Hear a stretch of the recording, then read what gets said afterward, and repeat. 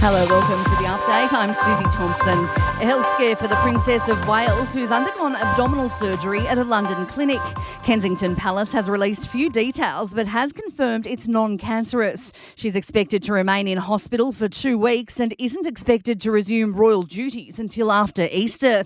Meantime, King Charles is heading to hospital for what Buckingham Palace has described as a corrective procedure.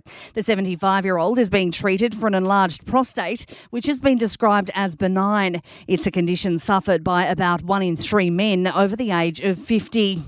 The Foreign Minister has held talks with leaders of Palestinian communities in Israel affected by settler violence. Penny Wong is continuing her diplomatic tour of the Middle East, lending Australia's voice to the push for peace in the region. Senator Wong says peace won't come through negotiations with Hamas. What we do know is that Hamas given who they are and what they believe, and they are an organisation dedicated to the destruction of the State of Israel and to the destruction of the Jewish people. So they can have no place in a process for peace.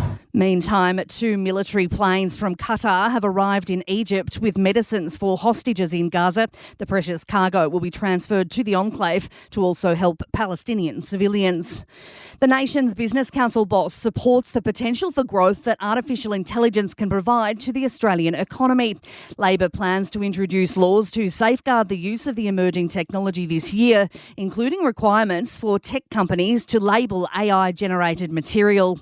Business Council Chief Executive Bran Black says it sets up the country for the future. We've got a Federal Privacy Act, and we know that the United States government doesn't. We've also got other rules and laws in the context of consumer protection and so on that play a role. So it's important that we make sure that we don't overly regulate in this space. We use existing regulation wherever possible.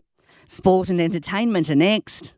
In sport, Aussies Alex de Minaur and Storm Hunter have moved through to the third round of the Australian Tennis Open, while Alexei Popyrin, Jordan Thompson and Chris O'Connell have all suffered 4-set defeats at the hands of heavyweights, including Novak Djokovic and Stefanos Tsitsipas.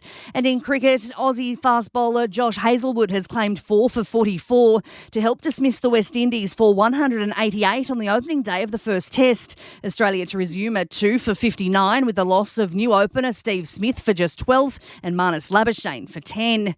In entertainment news, Arnold Schwarzenegger has been held at Munich Airport after trying to take an unregistered luxury watch through customs. He was forced to pay taxes on the watch, which is being auctioned off at a non-profit climate initiative.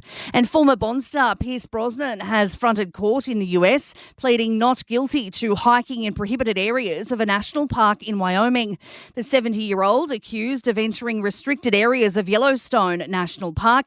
The charges labelled as petty offences. And that is the latest from the Nova podcast team. We'll see you later on for another update. I'm Susie Thompson.